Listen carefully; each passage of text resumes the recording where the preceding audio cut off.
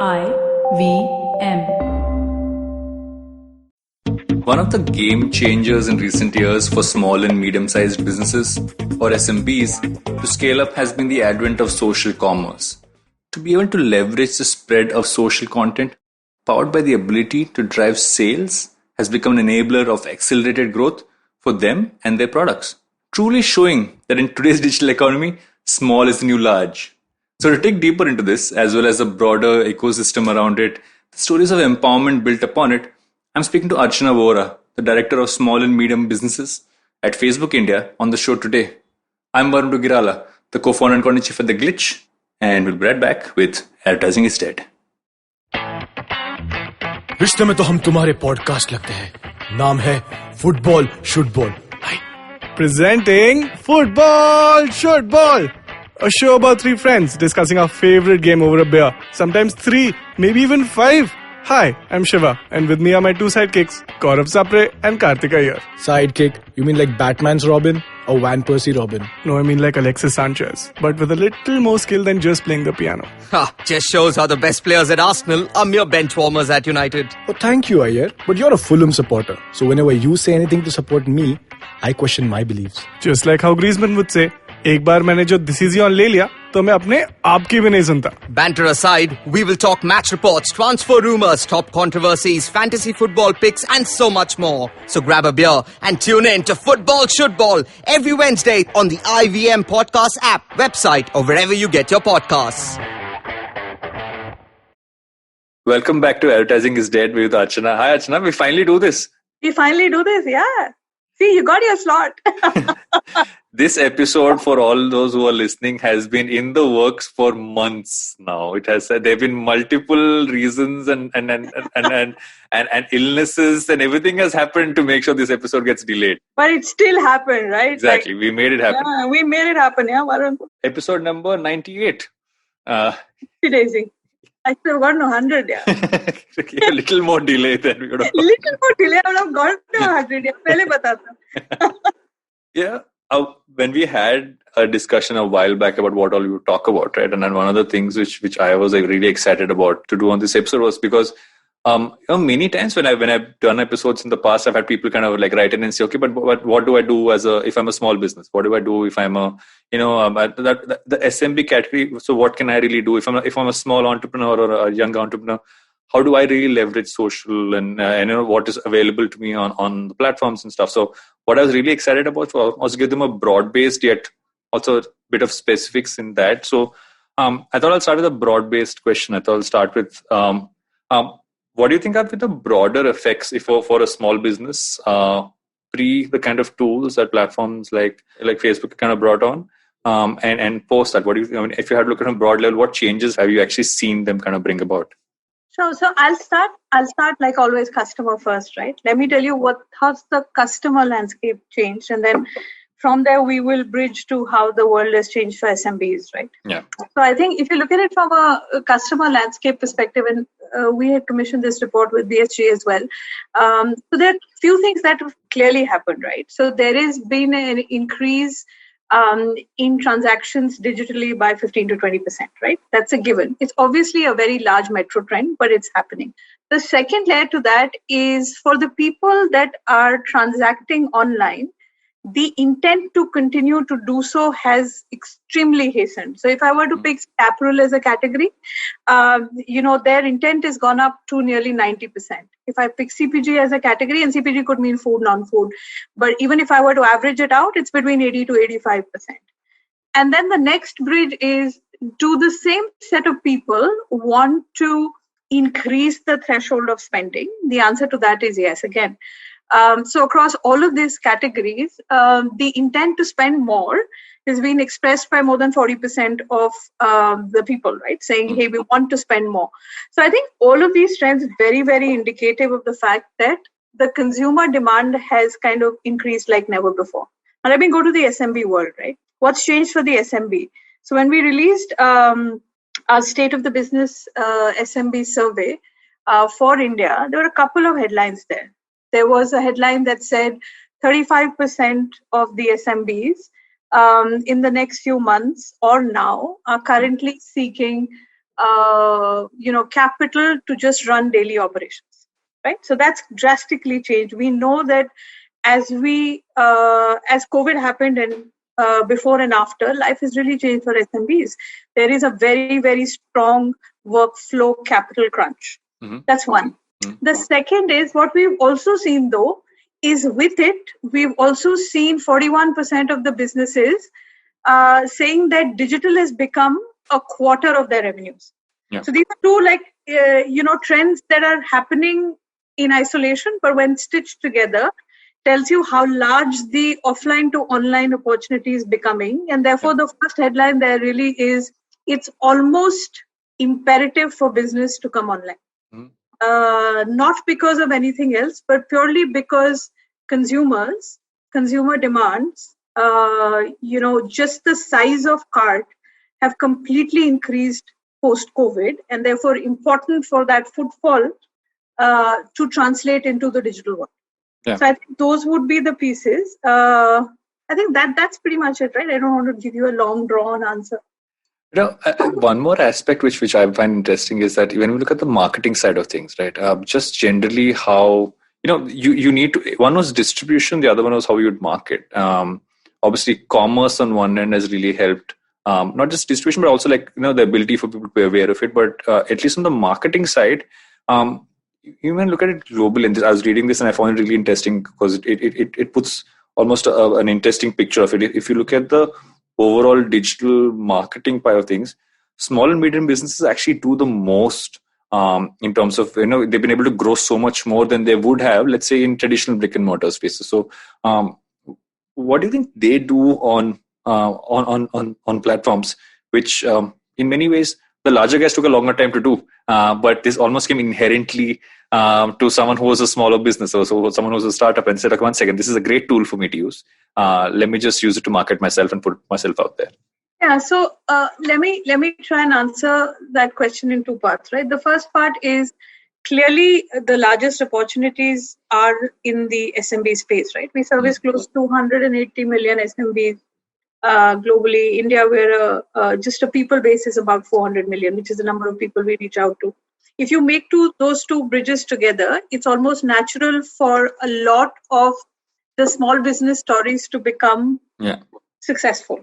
Only if they have the flexibility to buck the trend. So let me give you an example. I'm sure you've heard of the brand QMath, right? So QMath was largely an offline play. During COVID, like many other brands, they went completely online. And when they did, they saw practically a 15x increase in the platform usage. And they went nearly 8 times on their online business. So that's one aspect, right? Which is education went largely offline to online, and then there was scale that happened there. And then let me just take a completely different bridge, right? Let me pick a story like Story at Home. It's a Vadodara-based business. And like every large retail business, it has this 80,000 square feet of space. And COVID happens. And then one fine day, you just don't have people turning up, right? And that's the truth. And that's exactly what happened. They moved their journeys online. They moved their journeys to the Facebook family of apps. And they registered nearly 1.4x times the sales during this period. So I think the bridge that's important to make here is to say that for SMBs, I think the criticality for them to be in the digital space has increased more than ever. Yeah. It's a natural criticality. There are successes that are happening. And therefore, if at all, increased aggression needed to start taking these journeys. And start small, right? Do a couple of test and learns. You don't have to put a large budget. Learn, get to your ROAS, and then take the next step. But those journeys need to start. Yeah. How have you seen this aspect, especially kind of change, let's say, over the last 4 or 5 years in terms of just not just the adoption, and obviously COVID's pushed a lot of stuff ahead, but if you looked at almost 5 years ago and say, okay, this is obviously there was the education part, but across the board in terms of just practices and how everyone was utilizing the tools across the platforms, right? I mean, I look at Instagram and I look at Facebook and I see different ways in which everyone leverages how to sell their product and showcase it. But how have you seen that evolve, especially over the last 4 or 5 years? Okay. So I think a couple of things have changed, right? And 4-5 years is a fairly long window. Yeah. What's changed in the 4-5 years? Last 1-2 years maybe is Yeah, enough for a lot to talk about. yeah. So let me literally start from the VC ecosystem, right? So 2019 really, was one of the largest years where the maximum number of VC funding came in. And I'm sure you have access to Sequoia and a bunch of other reports that will tell you that. But the way so I think so there was the coming in of really strong investments in the early startup space, which really boosted a lot of the brands to turn into unicorns. So that was one stream that was happening. The second stream I think that was happening is performance marketing became critical more than ever. So, this whole journey of saying, I want to go across the funnel and I want to go step by step, just stopped, right? Everybody wanted all of the funnel, which is you've got to know me, which is awareness. You've got to consider me. And most importantly, you need to make a transaction in a very short window, right? So we've had very young brands that have scaled to become some of the largest CPG brands today. So, for example, Mamaearth, right? 2 years. It took 2 years for them to get to like 30 plus cities. If you asked me that like 5 years ago, that would be impossible to do in the CPG space, right? And predominantly on the back of either digital or their own website. So I think that's the second piece that's changed. I think the third piece that's changed is people have become acutely conscious of the value of the dollar. So there is the valuation, and then there is the value of the dollar, right? So while valuation's moving, the value of the dollar also people have become extremely cognizant of. So they're smarter with spends. They know that, if performance is the play, then they will pick the right product to spend. So for example, 2 years ago or 3 years ago, we would not have as aggressive conversations with some of the SMB customers on dynamic ad products, which is your cataloging product, right? Now they use it extensively. And it's a very key driver for them in terms of showcasing their catalog, controlling, who are the audiences that see it. More importantly, how are they managing their cart? How are they managing margins? So I think this whole bridge of digital to profitability has just completely changed, right? And it's not a penny wise pound foolish bridge, right? A lot of people typically say, yeah, digital pay, we want to know the last value of the last dollar spent. Certainly, because digital is the only person who can tell you the last value of the last dollar spent. Get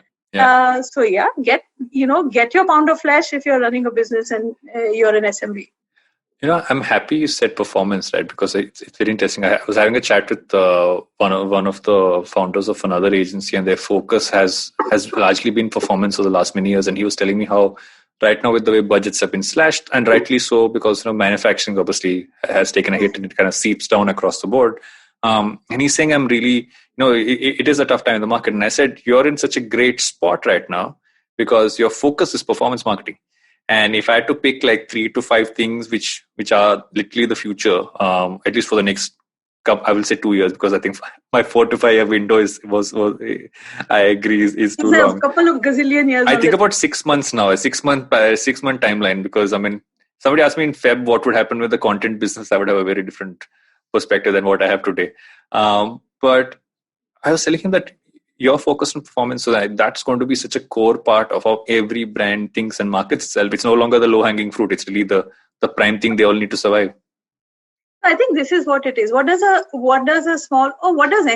any business need, right? The first bit that you need, obviously outside of a great idea and it being really great, and not because personally you think it's a brilliant idea or your mom thinks it's a great idea, but because it's a great idea. Post that, I think the most critical pieces are get your customers. How do you do that?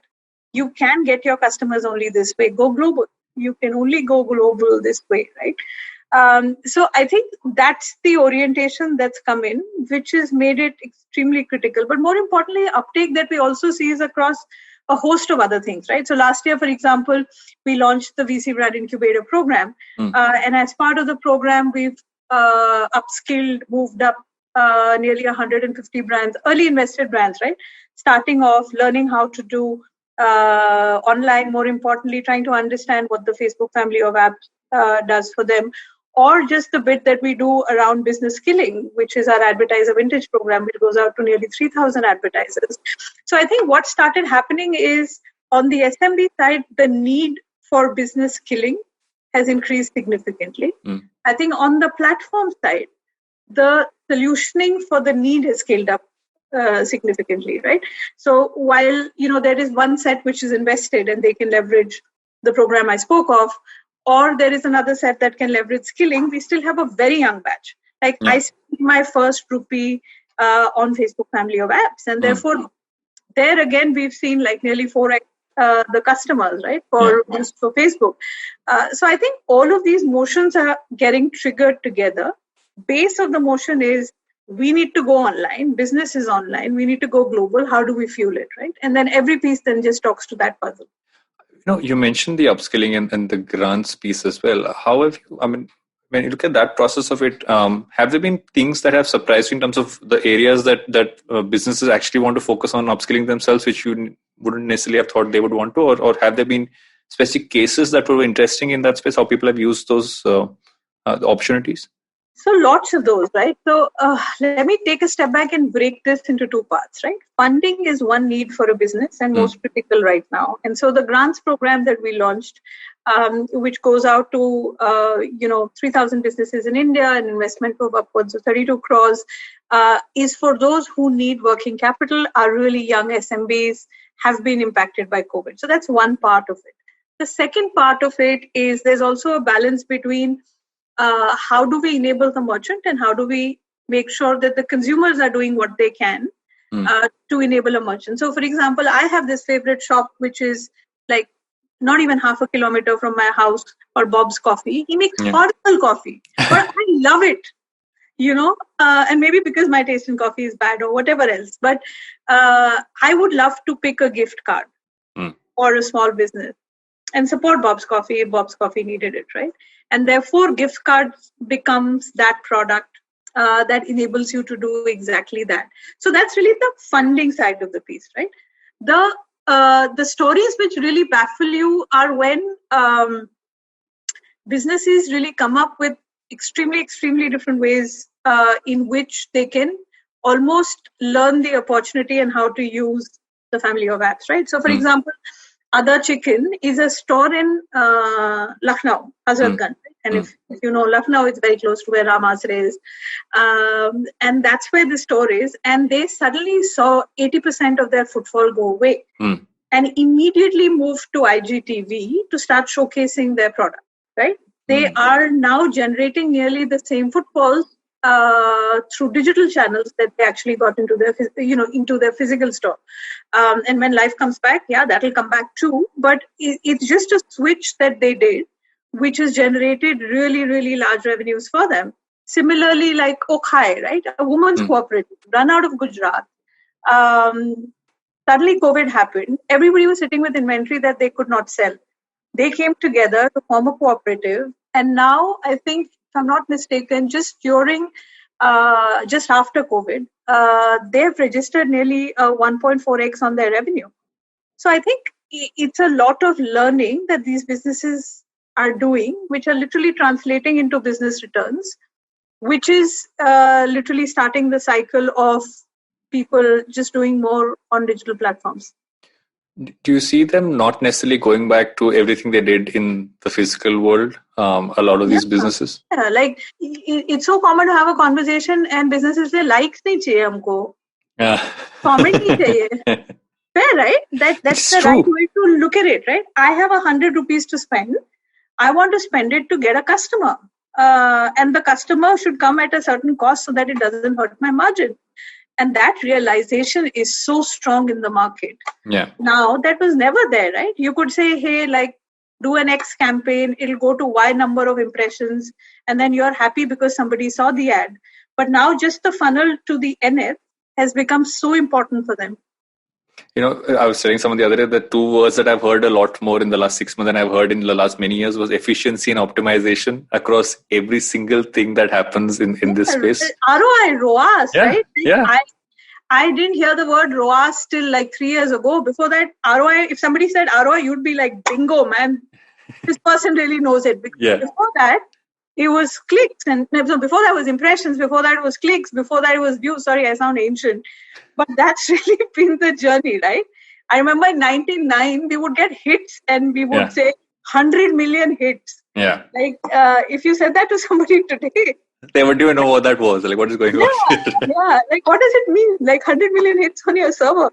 And I think also it comes from the fact that I think that's what I also like about the moment we're in right now, is the fact that we've finally come to that point where we've truly understood how we can get as much value out of using the platforms and we have at our disposal, rather than, because it was initially, I think it was a vanity play also, right? And everybody wanted to have as many likes and they wanted to have as many views. And now, then you heard words like engagement, and then you went ahead. But I think now you're clearly seeing I am moving product, and the day you start moving product, that is the only metric that everyone's going to look at, and that's where it's really come to. No, I think the other thing that's also moved is this orientation and understanding of people on just customer feedback and customer reviews, right? That was very scarce, at least in a market like India.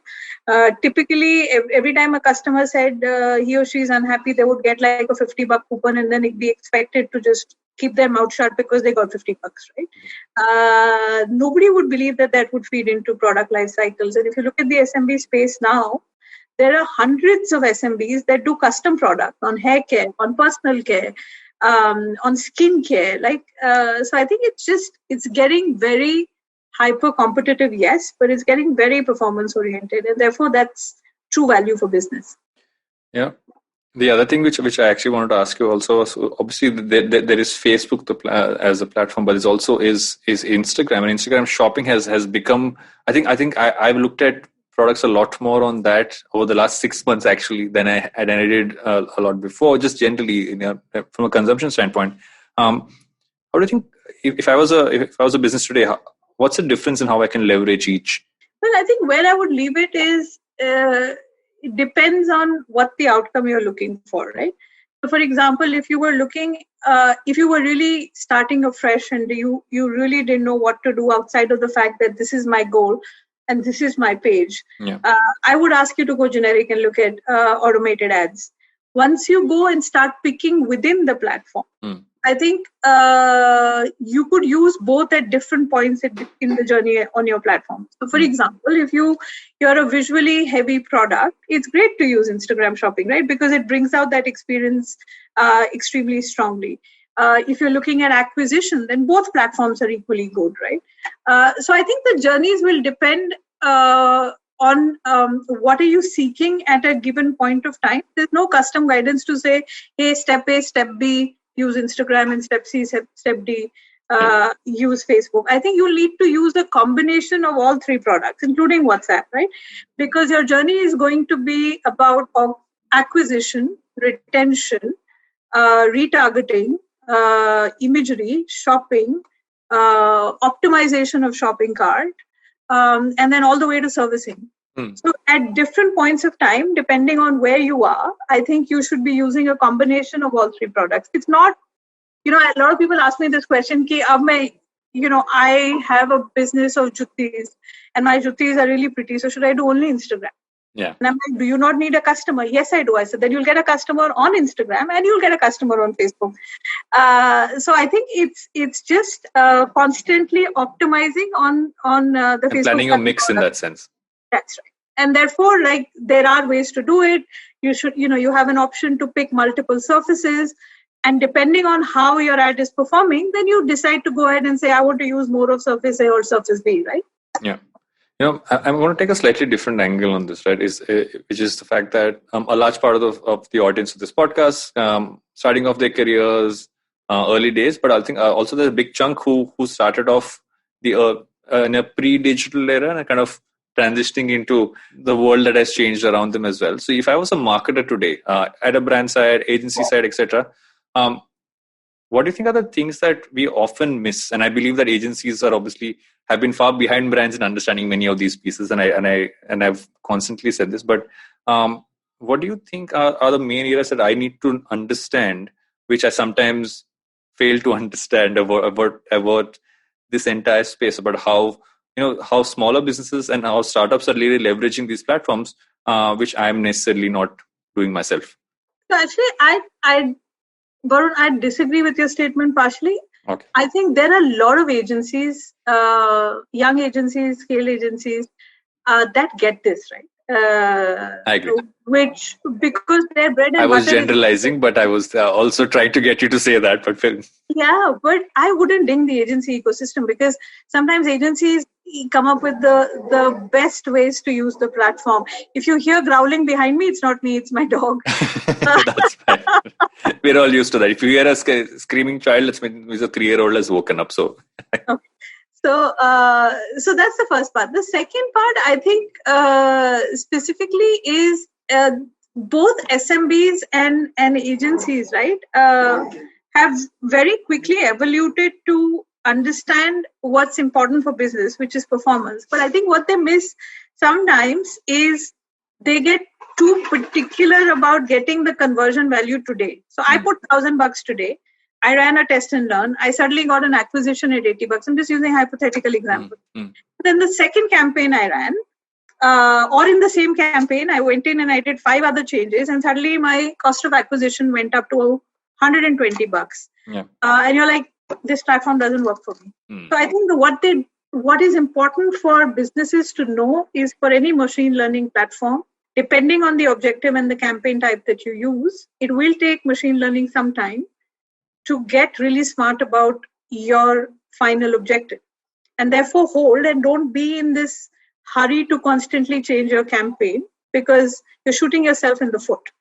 I think that's very important. And then that pressure percolates to the agency, right? Saying, पिछले हफ्ते तो 100 रुपए का मिला था, इस हफ्ते को 120 रुपए का मिला. So I think agencies are getting smarter, because I think they're also understanding the fact that at any given point of time, they're consolidating campaigns, they're aggregating a lot of the campaign efforts that they do, because 1,000 campaigns don't mean equal amount of optimization. I think that's a great myth, right? You may need it if your business structure is like that. You may be multi-city. Within multi-city, you may be hyper-local. Yes, you may need it. But all businesses don't need that. And therefore, the consciousness to be smart about it, more campaign doesn't mean more performance. And constantly changing your campaign, which is more hard work, doesn't mean that you'll get better results. So I think that's the most critical part. The second part, I think that's also very critical, is sometimes the goal for what people are expecting of a campaign. And sorry, I'm going a little deeper, but I think it's important. No, you should. Also keep switching during the same period. So I'm either retargeting, then I'm focused on retargeting, right? And therefore, all efforts to do that in the middle of the campaign, I can't switch to doing or expecting something else and then expecting the campaign to deliver that result. So I think that is the other piece that happens. And most importantly, I think, is people undervalue mobile first creative. I think that's the most critical piece. And we've seen like drastic change in brand journeys when they start switching to mobile first creatives, when they have, thumb stopping videos. I think those guidelines are critical and they tend to get missed sometimes, but they're very, very important to keep in mind. Yeah. When you say mobile first, that actually brings me to a core point, right? Is the fact that how we, the fabric of how we actually buy has almost become a point of something that we end up seeing on our feed, and that makes us there, that journey of it. So in essence, I've actually said this very randomly once. I said that I feel like I'm on a constant window shopping spree and end up shopping in between in life. Like I'm recording this episode on a mic which I just bought like a couple of days ago, because my earlier mic, all the works fine. It happened to come. I've did a couple of searches, came across this once, and then kept coming back to me and said, "I know you want me to buy you," and I eventually bought it. And I'm happy with it. So I'm like, fair enough. People can see my face when I'm actually recording rather than the other one. But I think it's that as human beings, we intuitively become. It's part of the experience of how we are online, and it's seamlessly. For me, commerce is a seamless part of how we move around the internet now. Absolutely, right? Like de-stressed or stressed evenings, landing up into browsing 10 things and then adding something to cart in the belief that like 3 days later there'll be a sale and it'll get cheaper. Even if there isn't margin to that, it getting cheaper, just the joy of it actually getting cheaper and you buying it without realizing that you never needed it in the first place. Right. So I think it's an ongoing window shopping experience, but I think it's very, very enabling in many ways, right? Because the world's never been this close, right? Values have never been as important and as high. So I think it's a win on both sides, right? Consumers are spending when they feel like, they have more opportunities, they have more selection, they have better pricing. And merchants have the opportunity to take their products to customers, as many as possible. I think in that sense, it's a huge win. It's also in many ways so empowering, right? Entrepreneurs who might not have been able to even set up shop or build a product or sell it. Case in point, I mean, and this is obviously a broader topic, but if I look at women entrepreneurs, to be able to do this online is generally so empowering for a lot of them who would generally not have been able to get out there and do that. And it's unfortunate that's even the case. But I feel that this is kind of almost giving them that ability to do what they really wanted to do. Yeah, and I don't know. I always kind of freak a little when a gender lens comes. I also hate the term woman entrepreneur in general. I had to use it because I couldn't think of any other way to say it. I hate that. Like I saw this woman CEO, woman. I'm like, yeah. So definitely enabling, right? Man or woman. But I think the important piece is what really stays with you is just the evolution of this, right? So we have a brand called it's called Win Greens, right? It's to answer your question, it is run by a woman, Anju Srivastava. If that makes it any better. And they have just found such a unique way to bring multiple products together. And these are, products that are produced in villages, aggregated a group of people who sell them online, and made Instagram like a core part of their selling experience. Again, something that it's so inspirational when you see something like this, right? Here I am telling you that solutioning is important, and test and learn and make sure you're not changing your campaign. And then here comes this brand that is young and growing, does all of these things without any initiation, and then delivers results that you and I are talking about here right now.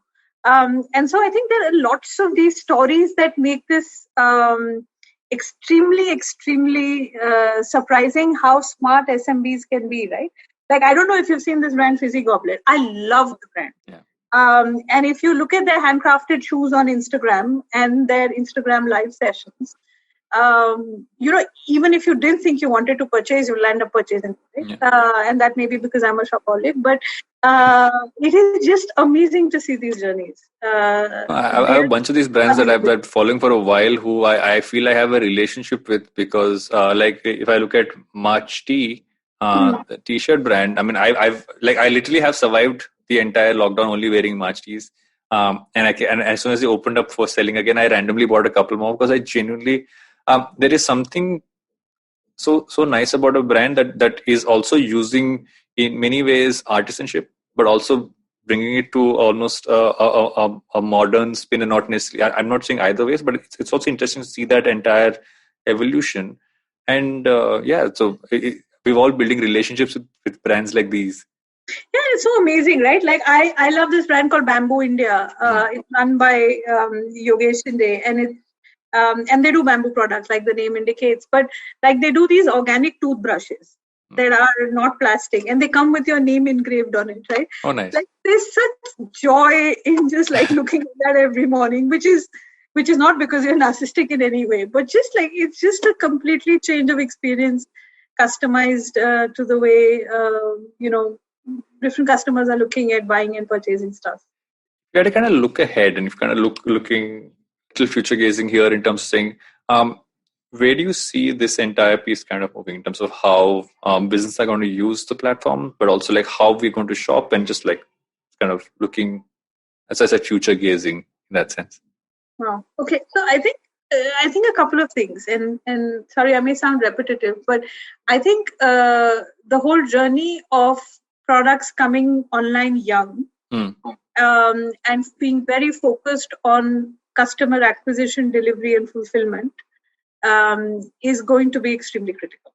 and we will see a lot of young niche brands continuing to do that. So I think that's the first part that I see scaling exponentially. I mean, I gave you a sense of how the numbers have really moved that we published as part of the BCG report, but that itself is so liberating to say that if 90% of these consumers are saying they will shop again, then these shopping experiences will happen on all of these platforms. So I think that's the first. I think the second thing that's interestingly changed already, and I see it getting better, is suddenly there is like the word social is getting out of people's ecosystem, right? Social and performance in many ways are not different, right? You call it social because the outcome you're seeking, or you call it social because it's a personal account. If you flip it to being performance, then social and performance are not very different, because you may well be a celebrity and you may be well looking for people to like all of your content. So there's no taboo to saying I don't want to do a likes campaign, but it could just be that, right? So I think the second bit that's really smartened up is to say, we know the platforms, we will use them for outcomes that really matter.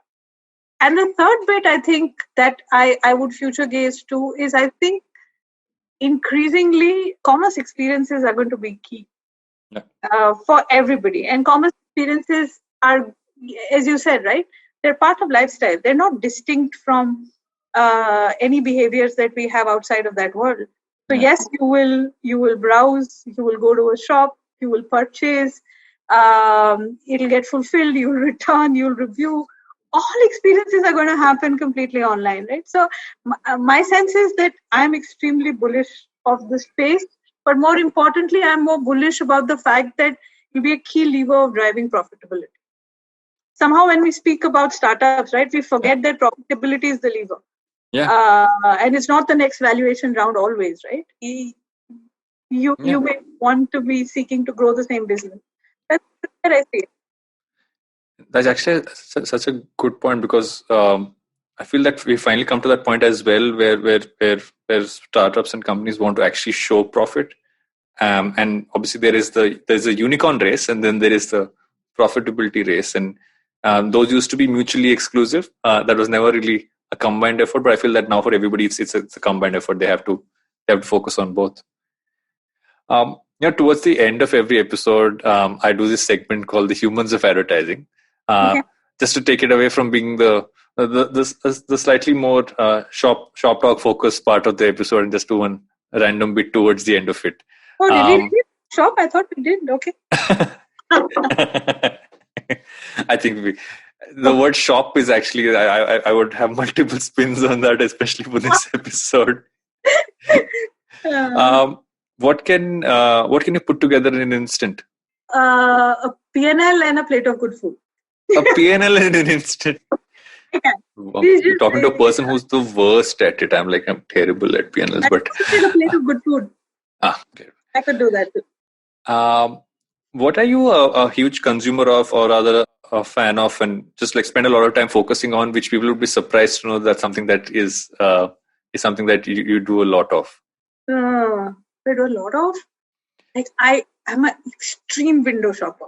Extreme.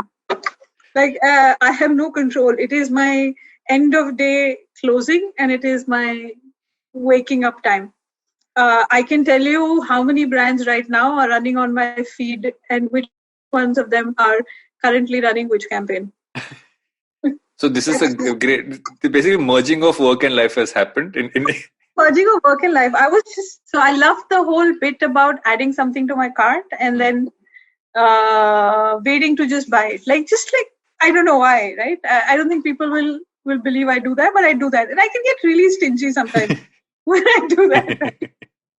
I just add to cart and leave it there for a while. I'm just happy with that many days. I'm like... But sometimes that satiates you, right? You don't need to buy it. Don't have to buy. Just I put it in the cart. I'm done. So but I've made the mistake of once forgetting, and I was buying something else, and I had suddenly a couple of random things come in. I'm like, I never bought those, and I was like, oh damn, they were in my cart. I didn't realize they were there. Anything you've read or listened to which you'd recommend in recent times? I read. I don't know. It's a not the nice question to ask, but like most people don't read books anymore. I still do. I read Dare to Lead by Brené Brown, and I don't know if you follow Brené Brown, but it's an amazing book, right? It so beautifully talks about, and maybe it resonates with me a little more, and I'll bring gender here, is because it talks so beautifully about vulnerability. And like, as women, we're always battling, right? Do I come in looking vulnerable, or should I be that strong person in the room who's like any other man? So there's always that balance, right? And therefore, it's the most beautiful rendition of how you can stay vulnerable and yet lead effectively. And why do you think advertising will not die? Advertising is not going to die because I think the availability of platforms that are constantly solving for consumers and profitability are now there to drive business. So I think as far as there are platforms that help you drive value, advertising will not die. I think the other thing is also the fact that as long as there is innovation in products and there is aspiration in people like me who are sitting and adding stuff to carts from our homes at 11 p.m. in the night, advertising is not going to die. Thank you so much for doing this. I'm glad we finally got to do this. Yeah, finally. I so deeply regret I'm not episode number 100 though. The only thing I would say this, I've already recorded episode number 100. So you would have been 99. This is what happens when you do stuff digitally, right? Like the joy of doing 100 at 100 is the joy. Yeah. Anyways, thank you so much, Varun, for your time. Thanks a ton, and thanks for coming on Advertising is Dead. Thank you. Take care. Bye-bye.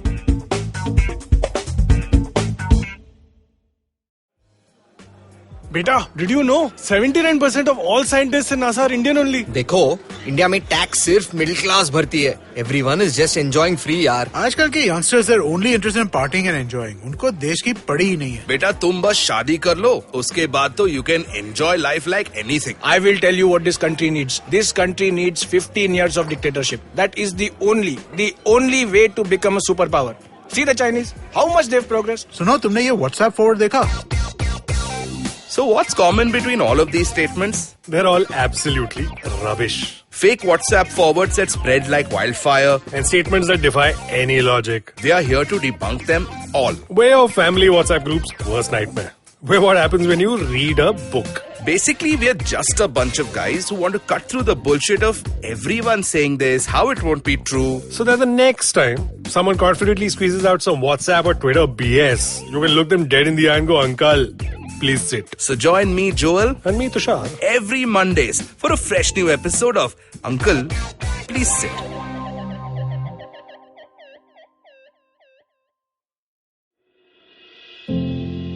Namaskar, dear Bandhu. My name is Ashish Vidyarthi. These are truly challenging times, and in these times, we need hope. Do take time to listen to my podcast, Begin the Journey. Available on IVM Podcasts, website, app, or wherever you listen to podcasts. Remember, there is hope because there's one life and we are alive.